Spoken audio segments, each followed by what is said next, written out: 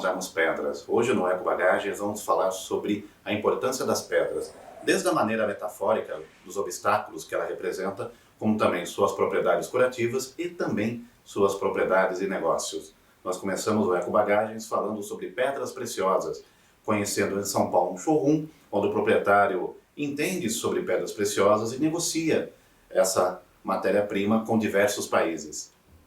Entendendo um pouquinho mais sobre o mercado de pedras preciosas, estou conversando com o Edson, que tem aí pelo menos mais de 20 anos, onde ele atua com destaque nesse segmento. Hoje, quais são as pedras preciosas que você trabalha? As que eu trabalho, basicamente, aqui na minha loja, eu trabalho com todas, né? Eu tenho essa loja aqui, comecei ali na região central, onde eu tenho uma loja ali na 7 de abril 342, né? Essa loja aqui eu fiz ela basicamente para trabalhar com turistas, né? Você pode ver que é um showroom, não é uma loja em si. E aí eu vim para cá, mas o meu forte mesmo é a região central, onde ficam meus clientes do mais de pedras menores do comércio do varejo. Ó, as pedras que eu mais vendo aqui em São Paulo, no Brasil, é diamante a primeira, né?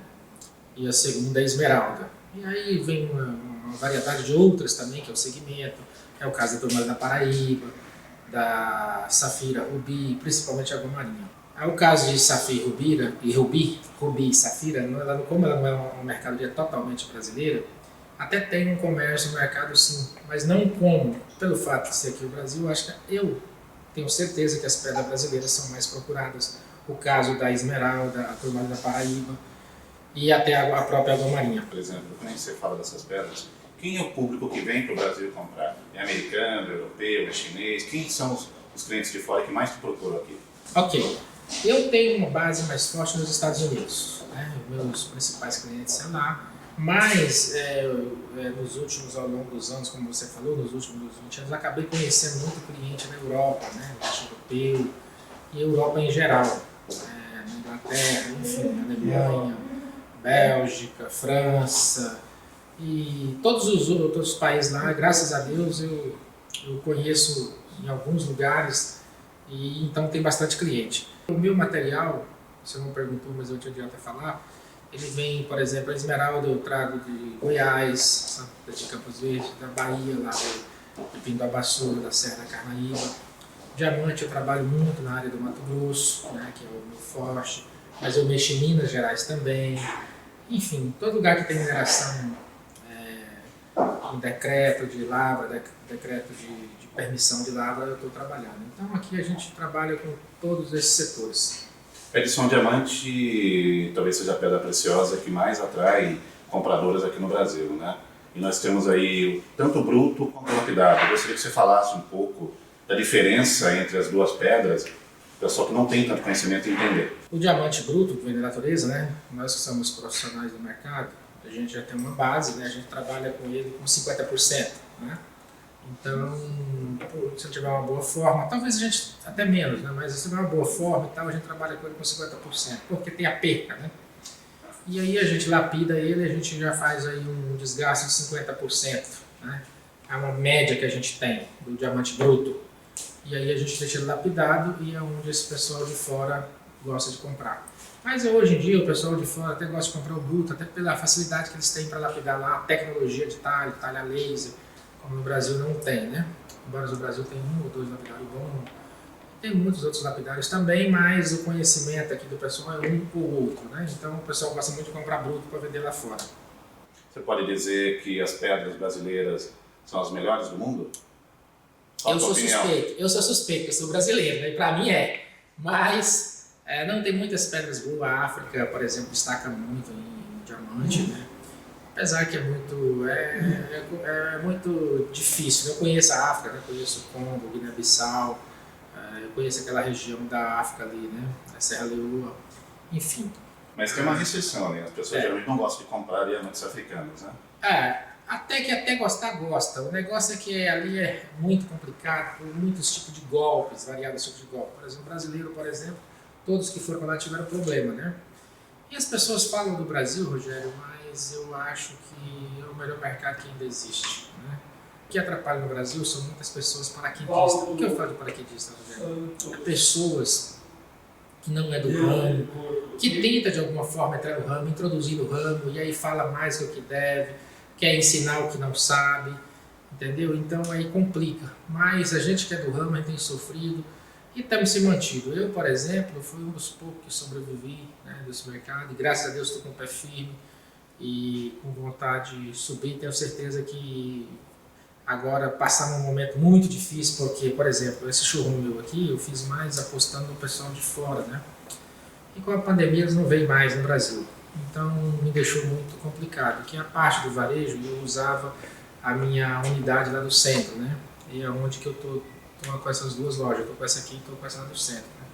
E a do centro, você vê aqui tá vazio, né? Esse horário é um local caro, um local bom, mas tá vazio, né? Porque as pessoas que eu trabalho lá com varejinho são ourives, as pessoas que vão comprar uma pedrinha para conserto, e é em inúmeras quantidades, né? São brasileiros que eu costumo falar. E lá eu vendo um ouro, vendo uma joinha, vendo uma coisa. Aqui não, aqui é mais showroom, aqui é mais pro pessoal que vem de fora, né?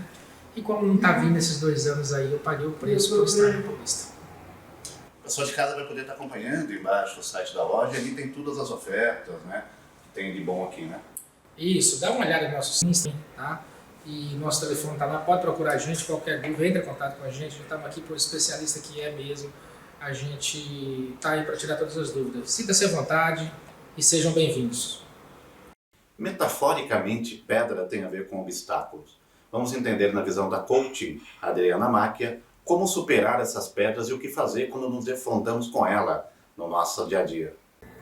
Olá, meu nome é Adriana Macchia, eu sou empresária e Master Coach e hoje eu vim comentar sobre um processo muito importante de autossuperação que nós aplicamos no processo de coaching para poder superar obstáculos na vida. Dentro desse processo, vamos imaginar o seguinte: a vida é feita de altos e baixos. Então, nós temos momentos de extrema satisfação, de extrema felicidade e momentos em que acontecem desafios, né? Eu gosto de encarar esses baixos como momentos de desafios, momentos que preparam a gente para coisas grandiosas, para situações melhores e maiores, para nos tornarmos pessoas ainda melhores do que somos. E nesse processo eu gosto de imaginar que esses obstáculos, esses desafios são como pedras, pedras que nós encontramos ao longo do caminho. E essas pedras, elas podem ser simplesmente ignoradas ou utilizadas na construção de pessoas melhores que nós podemos nos tornar ao longo do processo de superação.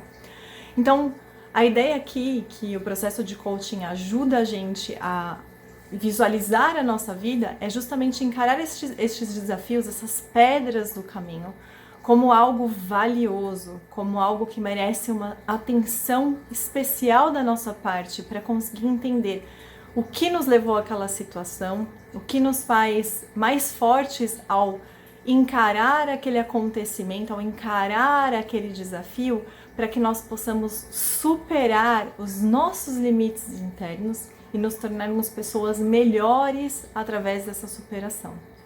E quando nós conseguimos alcançar essa melhoria interna, através da identificação de como são essas pedras, do que elas significam no nosso caminho, nós também podemos utilizar essa analogia das pedras como as pedras que vão construir algo mais consistente e duradouro ao longo do nosso caminho, ao longo da nossa vida. Então a ideia é exatamente olhar para esses momentos de baixa da nossa vida, identificar esses obstáculos, entender o que acontece com eles, o que realmente a gente pode tirar de proveito, de lição, de aprendizado dessas situações, desses obstáculos que nós estamos encarando, dessas pedras, e utilizar essas pedras na construção de sermos melhores, de uma vida melhor e de situações melhores lá no nosso futuro. Espero que isso tenha contribuído com vocês e que vocês passem a utilizar os obstáculos, encarando-os como pedras na construção de um ser melhor no futuro que todos nós podemos ser. Até a próxima! Voltamos ao showroom de Pedras Preciosas para conhecer um gemólogo que trabalha há 70 anos com pedras no Brasil. Ele vai nos contar um pouco das propriedades curativas das pedras. Seu Santos, ao longo desses 70 anos de atividade com pedras, o que o senhor diz sobre elas, o que elas podem nos ensinar? As pedras realmente é uma das coisas maravilhosas que nós temos, que além da beleza, além do valor, a energia que ela nos passa e nos ajuda realmente muito. E através dessa energia, a gente consegue ter uma saúde, ter uma força, um ânimo de esperança no dia de amanhã, porque realmente está muito ruim e a situação no momento está muito parada. Você acredita que as pedras podem curar? Pode, as pedras podem nos ajudar muito e nós temos que dar tempo ao tempo, né? Porque na realidade essa epidemia vai passar, não pode continuar assim. E as nossas pedras realmente são as mais bonitas de todas e que temos o privilégio de sermos os únicos, porque tudo que o Brasil produz não tem em outros países. Não existe igual. Nada igual. Então a procura é muito grande e o Brasil realmente tem esse privilégio de ser o único produtor das pedras mais bonitas e quantidade também, porque nós temos uma quantidade muito grande em todas as pedras e a variedade de cores são muito bonitas e que não se encontra em outra parte, somente no Brasil. O Brasil realmente é uma potência em pedras preciosas, também com minérios também. Nosso Brasil tem uma produção de minérios muito grande também, e que nossos minérios abastecem o mundo, porque também, na realidade, os minérios que nós temos não tem em outro país. Agora nós temos aqui uma variedade grande, né? Tem ametista, tem quartzo, essas pedras também tidas como semi-preciosas, né? Elas também têm o seu valor e as suas propriedades. Todas as pedras que nós temos têm uma quantidade muito grande. O Brasil tem 252 qualidades e uma mais bonita do que a outra. E a variedade é muito grande. Águas marinhas é um privilégio do Brasil. Ametistas, topázios, berilos, conzitas, morganitas. A variedade é muito grande, você imagina, são 252 qualidades de pedras que nós temos. Então, realmente a variedade é muito grande e a beleza também de todas essas pedras, que são muito bonitas, independente realmente da cor, todas elas têm a sua qualidade e realmente a sua beleza. E a produção é muito grande aqui no Brasil. De todos esses anos, 70 anos trabalhando com pedras, qual foi a principal lição que o senhor aprendeu com elas? A principal lição que eu aprendi realmente com as pedras é acreditar nas pedras e na beleza e no valor e na força que ela tem. O Brasil é um país muito rico, que os valores são realmente altíssimos, porque são coisas que só o Brasil produz. E a mim, particularmente, eu sempre vivi através dessas pedras, desde criança, realmente vivendo nesse meio. Vivi sempre no meio de todas essas riquezas e não tenho nada a reclamar. A riqueza que as pedras nos oferecem é muito grande e valor insubstituível, que nós realmente precisamos acreditar que somos os maiores e as pedras mais bonitas são encontradas só no Brasil. Obrigado.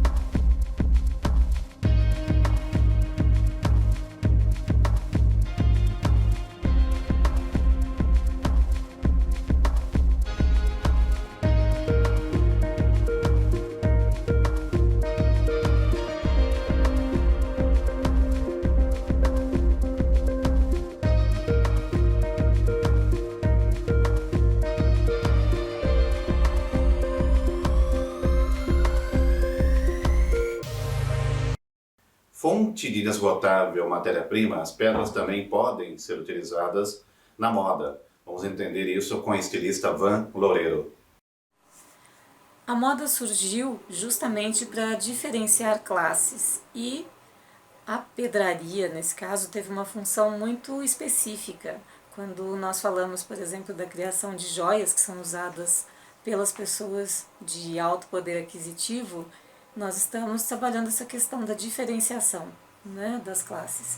E as pedras preciosas e semi-preciosas têm um valor muito importante, um valor muito simbólico nesse sentido. Eu, particularmente, fazendo joias sustentáveis, né, joias contemporâneas, trabalho com algumas pedras sim, porque eu acredito que é uma das nossas ligações fundamentais com a natureza. Quando eu tenho uma pedra para trabalhar, eu estou ligada diretamente às energias da natureza. Essa é a minha crença. Então eu trabalho bastante com cristal. O cristal para mim ele representa justamente a ligação do mundo físico com o mundo místico. Trabalho muito com citrino. Citrino é a pedra que é associada ao sol. Então é uma pedra que traz prosperidade, que traz vitalidade, né? Energia vital do sol. Essa é uma das que eu mais utilizo. Já utilizei lápis lazuli, que é uma pedra bastante interessante, porque ela está associada à intuição e também à harmonia. E, inclusive, lápis lazuli era uma pedra bastante utilizada para a joalheria dos antigos egípcios. E eles transformavam também essa pedra em maquiagem. Eles utilizavam lápis lazuli com maquiagem e utilizavam malaquita, que é uma outra pedra bem interessante também.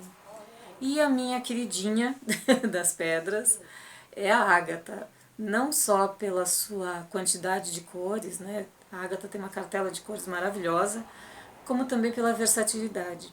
Eu já utilizei ágatas, por exemplo, em lâminas, né, laminadas, já utilizei em drusas e mesmo a ágata lapidada. Ela é uma pedra muito bonita, é uma pedra muito versátil.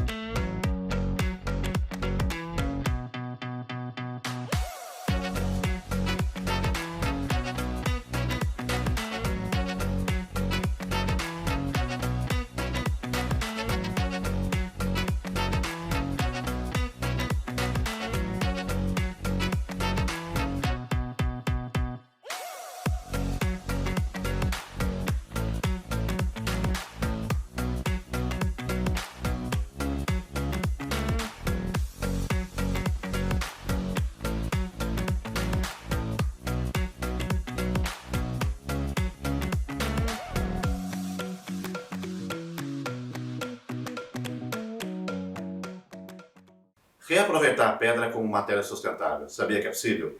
Vamos entender um pouco mais a esse respeito. Olá, sou a Kemi Soy, sou empreendedora e designer de joias autorais. Eu fundei a Soy Show Design em 2010, mas foi em 2005 que eu me apaixonei pelo universo joalheiro, durante os meus estudos de especialização em design no Japão. O fascínio pelas gemas veio logo em seguida quando eu trabalhei na época no setor internacional da maior empresa joalheira da América do Sul, onde a estrela nas prateleiras eram as gemas brasileiras.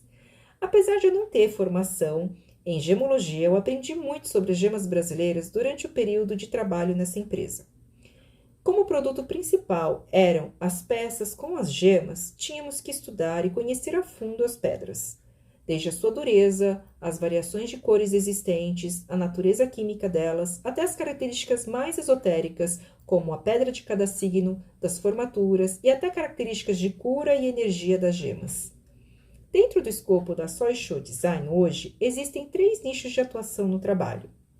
Uma é a Soisho Upcycle, onde eu transformo joias em desuso em peças personalizadas com significado para as pessoas que desejam renovar suas memórias afetivas.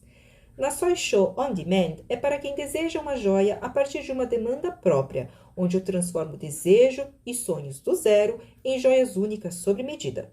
E por último, na Soisho Collection, são criações autorais da marca, onde crio joias singulares unindo a imaginação, formas orgânicas e pedras autênticas para as pessoas que valorizam a exclusividade. Agora, voltando a falar um pouco sobre as gemas, eu mesma utilizo muito delas em minhas coleções. O Brasil é mundialmente conhecido por sua riqueza em pedras preciosas. Das 9 províncias gemológicas existentes no mundo, ou seja, das 9 regiões geográficas excepcionalmente ricas em gemas, o Brasil é líder não apenas na quantidade produzida, mas também na diversidade. Temos aproximadamente no Brasil 109 gemas diferentes catalogadas pelo Departamento Nacional de Produção Mineral do Brasil.